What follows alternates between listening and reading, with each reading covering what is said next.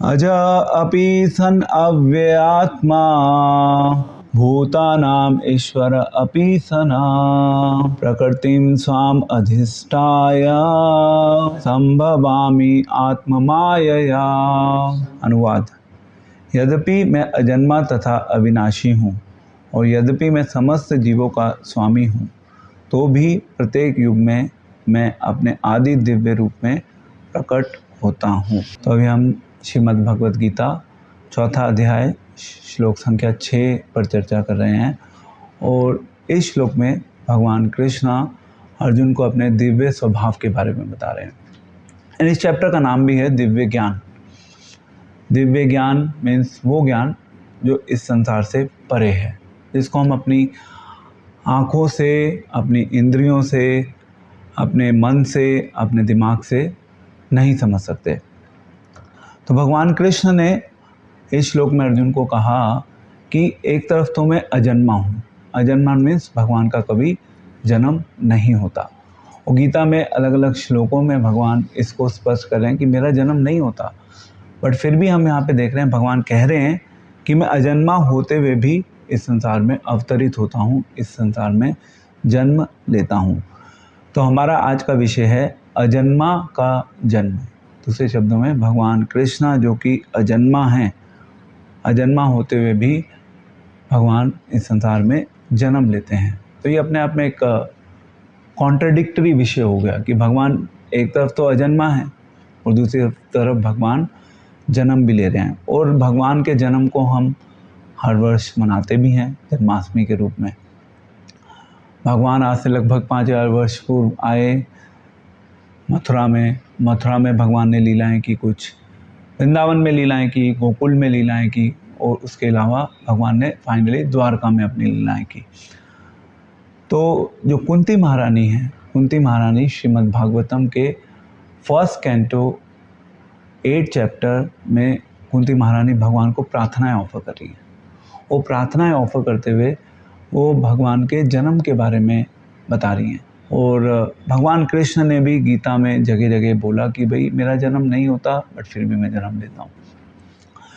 तो पहला दृष्टिकोण इसका ये है कि भगवान का जो जन्म होता है वो भौतिक जन्म नहीं होता। जैसे हमारा जो जन्म होता है, हमारा एक हमें भौतिक शरीर मिलता है और उस भौतिक शरीर से हम इस संसार में अलग अलग क्रियाएं करते हैं।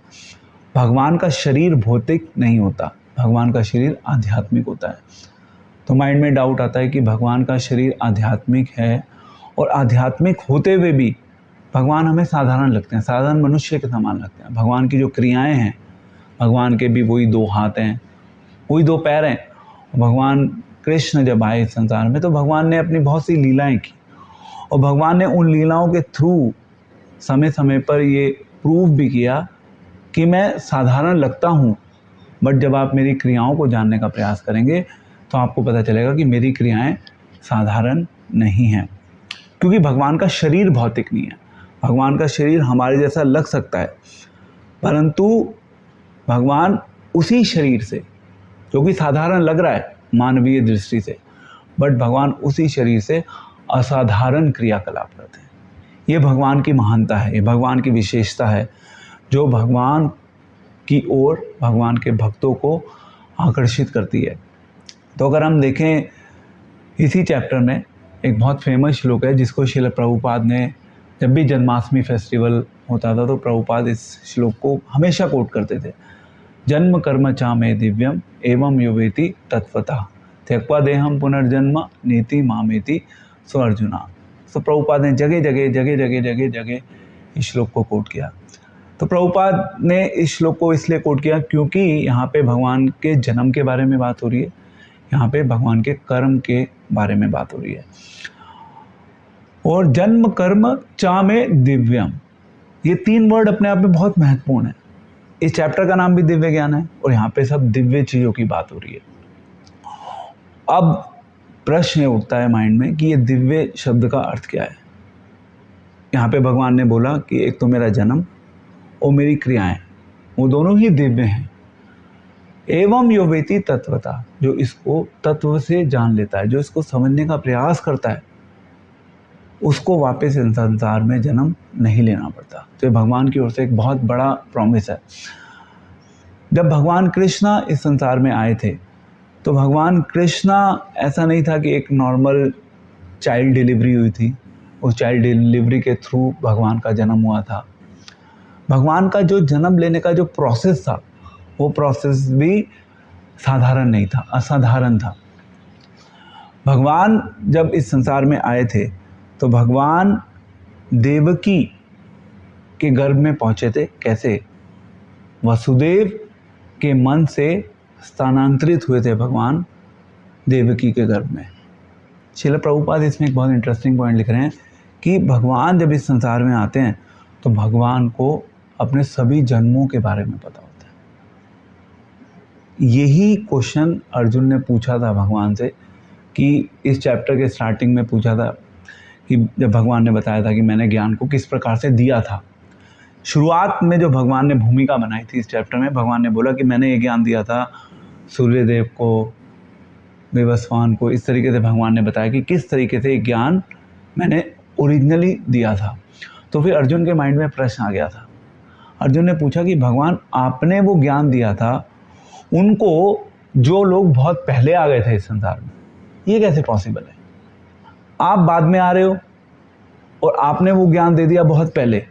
अर्जुन ने एक क्वेश्चन उठाया था और फिर भगवान ने अर्जुन को ये बोला कि मैं जब आता हूँ और तुम भी जब आते हो तो ऐसा नहीं है कि तुम पहली बार आ रहे हो या मैं पहली बार आ रहा हूँ।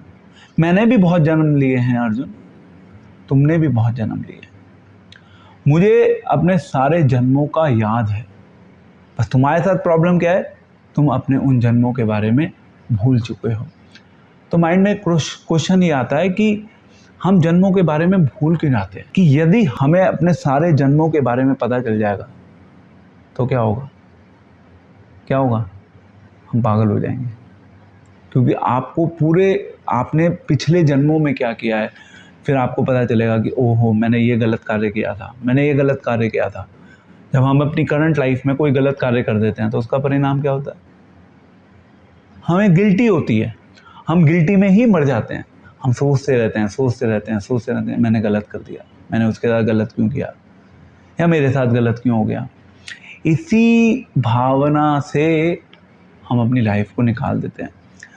तो भगवान नहीं चाहते थे कि हम अपने पूर्व जन्मों के बारे में सोचते रहें, परेशान हों, दुखी हों, और अगर हमने कुछ अच्छा भी किया होगा गलती से तो हमें मैंने इतना अच्छा कार्य किया था पिछले जन्म में। हम ऐसे ही अपने माइंड में विचार बनाते रहते हैं ना कि हमने ड्यूरिंग द लाइफ क्या किया था। अच्छा कार्य किया था तो हम उस अच्छे कार्य से और ज़्यादा प्रभावित हो जाते हैं। I did it. अगर कुछ गलत किया होता है तो हम दुखी हो जाते हैं, परेशान हो जाते हैं। तो अर्जुन को भगवान कह रहे हैं कि मुझे सब कुछ याद है, तुम्हें कुछ याद नहीं है। और फिर भगवान ने ये कॉन्सेप्ट इंट्रोड्यूस किया कि मैं अजन्मा हूँ, मैं अविनाशी हूँ, परंतु फिर भी मेरा जन्म होता है। तो भगवान का जन्म जो होता है, भगवान का जन्म अंतरंगा शक्ति जो है भगवान की अंतरंगा शक्ति के द्वारा कंट्रोल किया जाता है। तो भगवान इस संसार में आ रहे हैं, भगवान का जो जन्म हो रहा है वो साधारण नहीं है, भगवान की क्रियाएं साधारण नहीं है। अगर हम अपनी भौतिक बुद्धि से ये समझने का प्रयास करें कि भगवान कृष्ण ने, जब भगवान बहुत छोटे थे उस समय भगवान कृष्ण ने गोवर्धन पर्वत बोल देते हैं, गोवर्धन को अपने लेफ्ट हैंड की छोटी सी उंगली के ऊपर धारण किया था 7 दिन 7 रात तक। तो कोई भी सोचेगा कि ये कैसे पॉसिबल है, भगवान ऐसा कैसे कर सकते हैं। आई मीन प्रैक्टिकली एक छोटा बालक 4-5 साल का अपनी उंगली पे एक ईंट नहीं रख सकता, then what to speak about this giant Govardhan Parvat. So ये भगवान का एक एक्शन हो गया। अभी ये एक्शन जो है ये अपने आप में एक बहुत संदेहात्मक विषय है कि भगवान ने गोवर्धन को अपनी उंगली के ऊपर धारण किया। और ऐसे ही भगवान ने और बहुत सी लीलाएं की। भगवान कालिया नाग के ऊपर डांस कर रहे हैं, भगवान डांस कर रहे हैं, छोटे से बालक हैं वो कालिया नाग जो कि बहुत खूंखार, बहुत ज़्यादा डरावना, और जिसने पूरे यमुना के क्षेत्र में पूर्ण रूप से आतंक मचा रखा था, उस काले नाग के ऊपर भगवान नृत्य कर रहे हैं, छोटे से भगवान। तो भगवान कृष्ण की जो लीलाएं हैं वो साधारण नहीं है। हमारे लिए जो चीज़ असाधारण है, भगवान के लिए वो चीज़ साधारण है। तो जब हम बोलते हैं कि ये चीज़ दिव्य है, भगवान का जन्म दिव्य है, भगवान का कर्म दिव्य है, इसका मतलब ये है कि भगवान जो कुछ भी कर रहे हैं वो सब दिव्य है। दिव्य का मतलब वो जो विचित्र होता है, वो जो अद्भुत होता है, जो हमारी कल्पना से परे होता है, जिसको हम केवल अपने मन से, केवल अपनी बुद्धि के स्तर पे, केवल अपनी इंद्रियों के बोझ से जिसको हम नहीं समझ सकते, वो होता है दिव्य। इसके बाद भगवान ने बोला एवं यो वेति तत्वतः। अब हम क्या है कि अब हम भगवान के बारे में जब जानने का प्रयास करते हैं, सुनना शुरू करते हैं, तो हमें पता चलता है कि भगवान ने तो बहुत सी क्रियाएं की, वो सारी क्रियाएं अपने आप में दिव्य थी, अलौकिक थी, अनोखी थी, अद्भुत थी। तो भगवान जन्म ले रहे हैं, भगवान कह रहे हैं मैं जन्म नहीं लेता, फिर भी भगवान जन्म ले रहे हैं। ये भगवान के विरोधाभासी गुण है। भगवान का प्राकट्य अपने आप में एक बहुत बड़ा डाउट है, एक अपने आप में बहुत बड़ा संदेह का विषय है।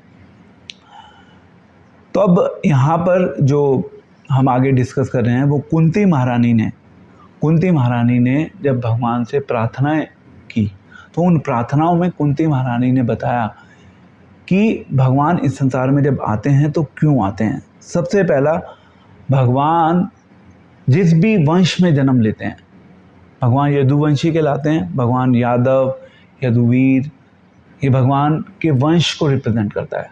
तो भगवान जिस भी वंश में जन्म लेते हैं, भगवान उस वंश की कीर्ति का विस्तार करते हैं। हम जानते हैं कि भगवान कृष्ण जब इस संसार में आए थे तो वो युधिष्ठिर से संबंधित थे। भगवान का युधिष्ठिर के साथ संबंध था, अर्जुन के साथ संबंध था, और भगवान उस संबंध मतलब भगवान ने वो संबंध भी बनाया, और भगवान ने उस संबंध को बना के वो युधिष्ठिर जो हैं, युधिष्ठिर महाराज, अर्जुन, उनकी कीर्ति का गुणगान भी किया। तो पहला रीज़न जो कुंती महारानी प्रेजेंट कर रही हैं कि भगवान अपने भक्तों की कीर्ति का गुणगान करते हैं। उस कीर्ति का गुणगान करने के लिए भगवान उस कुल में जन्म ले लेते हैं। जैसे कृष्ण जो हैं वो कौन से वंश के हैं? उससे पहले कृष्ण है चंद्रवंशी, भगवान राम है सूर्यवंशी। सूर्यवंश में ही इक्ष्वाकु वंश आता है फर्दर, और उसमें फिर राजा दशरथ आते हैं। तो ऐसे ही भगवान कृष्ण यदुकुल या यादव कहलाते हैं, यदुनंदन भी कहलाते हैं भगवान कृष्ण। तो भगवान कृष्ण इस वंश में आए जो कि चंद्रवंशी थे। फाइनली भगवान चंद्रवंशी कहलाते हैं भगवान कृष्ण। अब चंद्रवंशी आए तो एक इम्पॉर्टेंट चीज़ सीखने के लिए है कि भगवान आए इस संसार में, भगवान ने उस वंश की कीर्ति का भी विस्तार किया। जिस प्रकार से एग्जाम्पल दिया है वहाँ पे भागवतम में, चंदन होती है, चंदन होती है मलय पर्वत के ऊपर। अब चंदन क्योंकि वहाँ पर पैदा होती है, उससे मलय पर्वत के बारे में हम लोग जानते हैं। वृक्ष तो इस संसार में बहुत सारे हैं, बट क्योंकि चंदन के वृक्ष स्पेसिफिकली मलय पर्वत पर पाए जाते हैं, इसलिए मलय पर्वत का गुणगान किया जाता है। हम मलय पर्वत के बारे में जानते हैं। युधिष्ठिर महाराज हुए, इसके अलावा और भी बहुत सारे महाराज हुए, बट हम युधिष्ठिर को क्यों जानते हैं? क्योंकि वो भगवान कृष्ण से संबंधित हो गए। तो यानी कि भगवान कृष्ण जब यदुवंश में आए तो यदुवंश में आकर भगवान कृष्ण ने यदुकुल की कीर्ति का विस्तार किया। एंड इंटरेस्टिंग बात एक बहुत अच्छी ये भी है, जैसे फॉर एग्जांपल सूर्य जो है, सूर्य हमेशा कहाँ से आता है? डेली पूर्व दिशा से आता है। सूर्य पूर्व दिशा से आता है और पूर्व दिशा में आने के बाद वो फाइनली जाता है पश्चिम दिशा में। वो सूर्य एक दृष्टिकोण से देखा जाए तो वो पूर्व दिशा को बिलोंग करता है, क्योंकि उसका ओरिजिन पूर्व दिशा से हो रहा है। बट वही सूर्य, वो सूर्य पूर्व दिशा से आया, बट उसकी जो रेज हैं, उसका जो प्रकाश है, वो सभी जगह सूर्य जो होता है उसको डिस्ट्रीब्यूट करता है, पूरी पृथ्वी के ऊपर उसको डिस्ट्रीब्यूट करता है। तो सूर्य पूर्व दिशा से आकर सूर्य ने पूर्व दिशा को ग्लोरीफाई तो कर दिया, परंतु सूर्य का इन्हें भी देखा जाए तो कोई वास्तविक संबंध नहीं है पूर्व दिशा से, क्योंकि वो सभी को इक्वली सभी को प्रकाश दे रहा है। ऐसा नहीं हो रहा कि जो पूर्व दिशा में लोग रह रहे हैं उनको ज़्यादा प्रकाश दे रहा है, ऐसा नहीं हो रहा। सभी को जब 12 बजे सूर्य ऊपर आ जाता है तो सब जगह बराबर इक्वल रूप से सूर्य के प्रकाश का वितरण होता है। तो इसी प्रकार से भगवान हालांकि युधिष्ठिर महाराज के वंश में आए, बट फिर भी भगवान हमेशा मतलब बाकी सब जीवों का भी इक्वल ख्याल रखते हैं। भगवान हम सभी के माता पिता हैं, भगवान हम सभी की देखभाल करते हैं, भगवान हम सभी की रक्षा करते हैं। तो ये पहला कारण कुंती महारानी बता रही कि भगवान कृष्ण इस संसार में क्यों आते हैं। दूसरा कारण जो कुंती महारानी ने बताया कि देवकी एवं वसुदेव ने क्या किया था, प्रार्थना की थी। उस प्रार्थना को सुनकर भगवान इस संसार में आए। भगवान ने जन्म लिया यदुकुल में। तो प्रार्थना की इम्पोर्टेंस है। जब हम भगवान से प्रार्थना करते हैं तो भगवान हमारी प्रार्थना को सुनते हैं, भगवान हमारी प्रार्थना को स्वीकार करते हैं और भगवान हमारे जीवन में प्रवेश करते हैं। जिस प्रकार से देवकी एवं वसुदेव के जीवन में भगवान ने प्रवेश किया। तो ये एक और कारण हो गया। तीसरा कारण भगवान का इस संसार में आने का, जो इस संसार में असुर हैं, असुरों का स्वभाव ही ऐसा है कि वो देवतागण जो होते हैं उनसे वो द्वेष करते हैं, ईर्ष्या करते हैं। क्यों ईर्ष्या क्यों करते हैं वो? क्योंकि देवता लोग जो हैं वो भगवान की बात को स्वीकार करते हैं, वो भगवान की बात को स्वीकार करके उसके अनुसार अपने जीवन को जीते हैं। और असुर क्या करते हैं? असुर भगवान की बात को स्वीकार नहीं करते। तो ऐसे इस संसार में भी जो भगवान की बात को स्वीकार करता है, भगवान की शिक्षाओं के अनुसार अपने जीवन को जीता है, उसको बोला जाता है देवतुल्य। ये व्यक्ति तो देवतुल्य है क्योंकि इसने भगवान की बात को स्वीकार किया है। एंड दूसरी कैटेगरी है असुर तुल्य। इस संसार में भी वही लोग हैं ना, जो एक तो वो कैटेगरी है जो भगवान की बात को स्वीकार कर रहे हैं, एक वो कैटेगरी है जो भगवान की बात को स्वीकार नहीं करते। वो असुर तुल्य है, वो असुरों के समान है, वो राक्षसी प्रवृत्ति के होते हैं, क्योंकि उनके जीवन में वो अच्छा आचरण फॉलो नहीं करते, क्योंकि उनके जीवन में भगवान की शिक्षाओं का कोई रोल नहीं होता। तो देवताओं के कल्याण के लिए भगवान कृष्ण, असुरों से देवताओं की रक्षा करने के लिए भगवान कृष्ण इस संसार में आए। एंड देन इसके अलावा ब्रह्मा जी ने भी प्रार्थना की थी। सबसे पहले क्या हुआ था, पृथ्वी जो है, भूमि देवी बहुत ज़्यादा दुखी हो चुकी थी, क्योंकि पृथ्वी है ना, पृथ्वी पर अगर हम पाप करते हैं तो उस पाप का भार, उस पाप का बल जो है अल्टीमेटली पृथ्वी देवी को झेलना पड़ रहा है ना, बिकॉज हम सब पृथ्वी पर हैं। और ये पृथ्वी क्या है? ये भगवान की संपत्ति है। भगवान की संपत्ति को हमने गलत यूज़ किया, तो वो जो दर्द है, वो जो भार है पृथ्वी देवी के लिए, वो सहना बहुत मुश्किल हो जाता है जब इस संसार में पाप प्रवृत्ति बढ़ती है। तो पृथ्वी देवी गई ब्रह्मा जी के साथ, और ब्रह्मा जी के साथ जाकर उन्होंने क्षीर सागर पर शिरोदक्षाई विष्णु, वहाँ पर वो लेटे रहते हैं लक्ष्मी जी के साथ, वहाँ पर जाकर ब्रह्मा जी ने प्रार्थना करी थी। ब्रह्मा जी ने प्रार्थना की और उस प्रार्थना के थ्रू ब्रह्मा जी ने भगवान विष्णु का आह्वान किया था, और उस प्रार्थना को बोलते हैं पुरुष सूक्त प्रेयर्स। तो पुरुष सूक्त प्रेयर्स के थ्रू भगवान विष्णु ने रिस्पॉन्ड किया था ब्रह्मा जी को। एंड इंटरेस्टिंग पॉइंट ये है कि और भी बहुत सारे देवता वहाँ पे खड़े थे, भूमि देवी भी थी, सब लोग वहाँ पे खड़े हुए थे, सारे देवता लोग, परंतु केवल ब्रह्मा जी को ही मैसेज मिला भगवान विष्णु से, सबको मैसेज नहीं मिल पाया। तो यहाँ पे मैसेज क्या है हमारे लिए कि कई बार ऐसा हो सकता है कि भगवान हमारे सामने भी आ जाएं, भगवान हमारे सामने भी आ जाएंगे, उसके बाद भी हम भगवान को नहीं देख पाएंगे। जैसे कंस भी भगवान को देख रहा था, सारे वृंदावन वासी, ब्रजवासी, वो लोग भी भगवान को देख रहे थे। कंस भगवान को नहीं समझ पाया। तो भगवान का हमारे सामने आना ये कोई बहुत इंपॉर्टेंट रोल नहीं प्ले करता। कई बार हमारे को लगता है कि भगवान जब इस संसार में हमारे सामने आ जाएंगे तो हम भगवान की भक्ति करेंगे। ये ज़रूरी नहीं है। ये लोगों का एक फॉल्स आइडिया है कि जब भगवान हमारे सामने आ जाएंगे तो हम भक्ति करेंगे। जब तक हमारे हृदय में भगवान के प्रति प्रेम नहीं होगा विकसित, तब तक हम भगवान की भक्ति नहीं कर पाएंगे, इरिस्पेक्टिव ऑफ द फैक्ट कि भगवान हमारे सामने भी आके खड़े हो जाए, उससे काम नहीं चलेगा। तो भगवान को देखने से कुछ नहीं होगा, भगवान को पहले पूजना होगा, भगवान की भक्ति करनी होगी। भक्ति करेंगे तब भक्ति से हमारे हृदय में भगवान को देखने की लालसा विकसित होगी। और यदि हमारे अंदर देखने की लालसा नहीं है परंतु फिर भी भगवान हमारे सामने आ जाएंगे, उससे काम चलेगा नहीं। तो ब्रह्मा जी ने प्रार्थना करी, ब्रह्मा जी की प्रार्थना को भगवान ने स्वीकार किया था और फिर भगवान ने ब्रह्मा जी को ही एश्योरेंस दिया था कि मैं आऊँगा। ये जो पृथ्वी देवी हैं, भूमि देवी जो हैं, भूमि देवी के ऊपर जो भार है उस भार को कम करने के लिए मैं अवश्य प्रकट होऊंगा।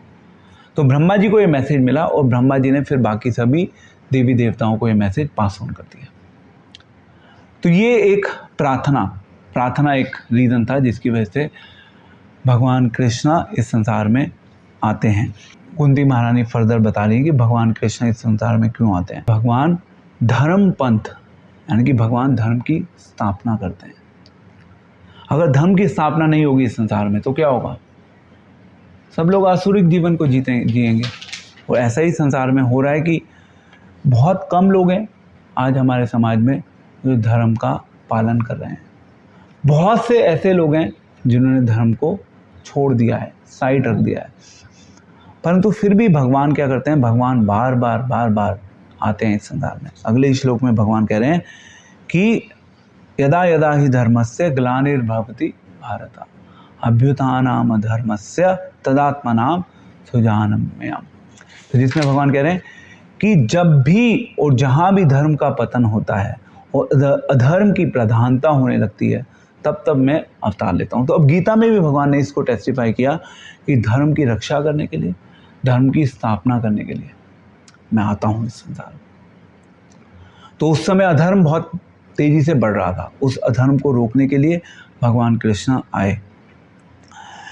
एंड एक रीज़न इसके बाद अगले श्लोक में देखें भगवद गीता में तो परित्राणाय साधूनां विनाशाय च दुष्कृतां धर्म संस्थापनार्थाय संभवामि युगे युगे। भक्तों का उद्धार करने, दुष्टों का विनाश करने तथा धर्म की फिर से स्थापना करने के लिए मैं हर युग में प्रकट होता हूँ। आप कह सकते हैं कि धर्म तो अभी भी नीचे गिर रहा है, धर्म का तो अभी भी पतन हो रहा है, तो भगवान अभी क्यों नहीं आ रहे? भगवान को आना चाहिए। देखिए एक लॉजिक इसका ये है कि कलयुग में भगवान अपने नाम के रूप में आते हैं। क्योंकि जो भी भगवान के नाम का जप करते हैं, भगवान के नाम का संकीर्तन करते हैं, भगवान के नाम को अपने जीवन से जोड़ते हैं और जहाँ भी ये क्रिया होती है वहाँ पर धर्म स्थापित हो जाता है। कलयुग का धर्म है हरि नाम संकीर्तन। तो इसलिए कलयुग में भगवान अपने नाम के रूप में आते हैं। ये एक दृष्टिकोण है। और दूसरा दृष्टिकोण कि मैं प्रकट तो होता हूँ, मैं हर युग में प्रकट होता हूँ। तो अभी कौन सा युग चल रहा है? कलयुग। तो इस कलयुग में भगवान प्रकट पहली चीज़ हो गए किस रूप में? अपने नाम के रूप में। दूसरा, भगवान कलयुग में आएंगे किस रूप में आएंगे? कल की अवतार के रूप में। तो अभी तो कलयुग बहुत लंबा है, अभी तो धर्म का और अधिक पतन हम लोगों को देखने को मिलेगा। प्रैक्टिकली देखा जाए तो कलयुग की तो ये अभी शुरुआत है। अभी तो 5000 वर्ष हुए हैं और टोटल आयु कितनी है कलयुग की? 4,32,000 ईयर्स। तो अभी तो केवल स्टार्टिंग है। तो आगे जैसे जैसे हम बढ़ेंगे वैसे वैसे धर्म का और अधिक पतन होगा। तो धर्म के पतन को एटलीस्ट आगे आने वाले समय के लिए कोई रोक नहीं पाएगा। भगवान फाइनली बाद में आके फिर से धर्म की स्थापना करेंगे जरूर। तो ये एक कारण हो गया, धर्म की स्थापना करना। देन पुण्य आत्माओं की रक्षा करना, ये भी एक लौकिक कारण हो गया। जो अच्छे लोग होते हैं, अच्छे लोगों को प्रोटेक्शन चाहिए समाज में, उस प्रोटेक्शन को देने के लिए भगवान आ जाते हैं। देन पापियों को मारना, ये भी एक पॉइंट हो गया। पृथ्वी का भार कम करना, ये भी एक पॉइंट हो गया। एंड देन एक इम्पॉर्टेंट रीज़न, ये इनफैक्ट ये जितने भी रीजंस हैं जो अभी हमने डिस्कस करे, धर्म की रक्षा करना, साधुओं की रक्षा करना, असुरों को मारना, ये सब क्या है, एक दृष्टिकोण से एक्सटर्नल रीज़न है। तो आप सोचेंगे कि भैया एक्सटर्नल रीज़न ये है, तो इंटरनल क्या है, एग्जैक्टली भगवान क्यों आ रहे हैं। भगवान अपने धाम में बैठकर भी किसी को भी मार सकते हैं, है ना। भगवान को अलग से आने की आवश्यकता नहीं है। कंस जैसे डीमंस को मारने के लिए भगवान को आने की आवश्यकता नहीं है, फिर भी भगवान आ जाते हैं, अपने डिवोटीज को प्रोटेक्ट करने के लिए आ जाते हैं। क्यों आ रहे हैं? अपनी अहेतुकी कृपा के वश में आकर। अहेतुकी कृपा, अहेतुकी कृपा मीन्स जब भगवान देखते हैं कि इस संसार के लोग भगवान से दूर हो चुके हैं, भगवान से दूर है ना अभी हम सब लोग, जब भगवान ये देखते हैं कि हम सब लोग भगवान से दूर हो चुके हैं, तो भगवान को लगता है कि लोग दुखी हैं, लोग परेशान हैं। तो भगवान सोचते हैं कि अब मुझे कृपा करने के लिए आना होगा। तो भगवान दया और कृपा के वश में आकर इस संसार में आते हैं, क्योंकि भगवान का ये स्वभाव है। भगवान के स्वभाव को भगवान से अलग नहीं किया जा सकता। जिस प्रकार से हमारा स्वभाव होता है, हमारा स्वभाव होता है ना गलत चीज़ें करने का, गलत कार्य करने का, हमारा एक पर्टिकुलर बिहेवियर पैटर्न होता है। हम अपने उस बिहेवियर पैटर्न के अकॉर्डिंग कार्य करते हैं। हम सबका अपना अपना बिहेवियर पैटर्न है। एंड ऐसा ऑब्जर्व किया जाता है, बहुत साल भी यदि निकल जाते हैं तो भी हम लोग अपने बिहेवियर पैटर्न में चेंज नहीं लेके आ पाते। अगर हम पहले तो ये समझना कि हमें चेंज लेके आना है अपने बिहेवियर पैटर्न में, उसके लिए ये पता होना कि यस हमारा बिहेवियर गलत भी है, हमारे बिहेवियर में ये डिफेक्ट्स हैं, ये प्रॉब्लम्स हैं। प्रॉब्लम्स को आइडेंटिफाई करना, प्रॉब्लम्स आइडेंटिफाई हो गई, उन प्रॉब्लम्स को स्वीकार करना, उन प्रॉब्लम्स को स्वीकार करने के बाद इस चीज़ के ऊपर वर्क करना कि ये जो मेरे बिहेवियर में प्रॉब्लम्स हैं, मैं इन बिहेवियर प्रॉब्लम्स को कैसे इरेडिकेट करूं, कैसे क्लीन करूं। ये भी एक बहुत मुश्किल कार्य है। पता लग गया, आपने उसके ऊपर कार्य करना शुरू किया, उसके बाद भी अपने बिहेवियर को चेंज करने में बहुत साल लग जाते हैं। एक दिन का काम नहीं है, हमारा स्वभाव एक दिन में नहीं बदल सकता। It needs a lot of time. किसी को 15 साल भी लग सकते हैं, किसी को 20 साल भी लग सकते हैं, टाइम लगेगा, बिहेवियर चेंज करना है। एंड अल्टीमेटली हम सबको अपने स्वभाव को बदलना है, क्योंकि हमारे स्वभाव में डिफेक्ट्स हैं, कमियां हैं।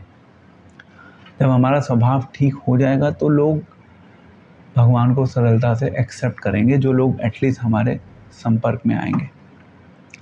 बट अभी अनफॉर्चुनेटली लोग नहीं एक्सेप्ट कर पा रहे, क्योंकि हमारे स्वभाव में कमी है। भगवान का स्वभाव है कि भगवान इस संसार के जीवों के ऊपर कृपा करना चाहते हैं, भगवान कृपा की बारिश करना चाहते हैं। अब उस कृपा के वश में आकर भगवान को पता है कि इस संसार के जीव क्या हैं, पतित हैं, गिरे हुए हैं, अधम हैं, निम्न हैं। तो भगवान उस कृपा के वश में आकर इस संसार में आ जाते हैं, क्योंकि भगवान को पता है कि यस सॉल्यूशन केवल एक ही है कि इन लोगों को मेरे साथ संबंध को बनाना होगा। अब जब हम किसी भी व्यक्ति के साथ इस संसार में जब संबंध बनाना चाहते हैं, तो संबंध बनाने के लिए सबसे पहले तो हमें उस व्यक्ति के बारे में पता होना चाहिए ना, वो कैसा है, यानी कि वो दिखता कैसा है। दूसरे शब्दों में भगवान कृष्ण कैसे दिखते हैं। अब भगवान कृष्ण कैसे दिखते हैं उसका वर्णन हमारे शास्त्रों में दिया गया है। ऐसा नहीं कि किसी मनुष्य ने बांसुरी लटका दी, मोरपंख लटका दिया, ऐसा नहीं हो रहा। ये शास्त्रों में वर्णित है, इसलिए भगवान के सिर पर मोर मुकुट होता है। शास्त्रों में वर्णन है, इसलिए भगवान बांसुरी वादन करते हैं। शास्त्रों में वर्णन है, इसलिए भगवान को गाय जो है बहुत अधिक प्रिय है। शास्त्रों में वर्णन है, इसलिए भगवान को ब्रजवासी सबसे अधिक प्रिय हैं। तो शास्त्रों का वर्णन जो है वो एक इम्पॉर्टेंट रोल प्ले कर रहा है। तो हमें जब भी इस संसार में किसी व्यक्ति के साथ संबंध बनाना होता है तो हमें पता होना चाहिए उसके बारे में, भगवान के बारे में पता होना चाहिए। भगवान दिखते कैसे हैं भाई, उसके बाद फिर अब भगवान के गुण कैसे हैं। गुण मीन्स भगवान किस प्रकार से अपने अच्छे गुणों को प्रदर्शित करते हैं इस संसार के लोगों के लिए, इस संसार के लोगों के कल्याण के लिए। तो हम जानते हैं कि भगवान अच्छे गुणों की खान है। अब भगवान के वो गुण क्या हैं हमें पता होना चाहिए। भगवान भक्त वत्सल हैं, भगवान भावग्राही हैं, भगवान जो पतित लोग होते हैं उनके ऊपर उद्धार करते हैं। ये सब भगवान के गुण हैं। अब हमें पता होने चाहिए भगवान के गुण। तो भगवान उन गुणों को प्रदर्शित करने के लिए भगवान अपने भक्तों के साथ अलग अलग प्रकार से लीलाएं करते हैं, एक्सचेंज करते हैं ना, आदान प्रदान। तो यदि हमें भगवान के साथ एक्सचेंज करना है, भगवान के साथ अपने संबंध को बनाना है, तो हमारे लिए जानना आवश्यक है कि भगवान के गुण क्या हैं, भगवान दिखते कैसे हैं, भगवान भक्तों के साथ किस प्रकार से आदान प्रदान करते हैं।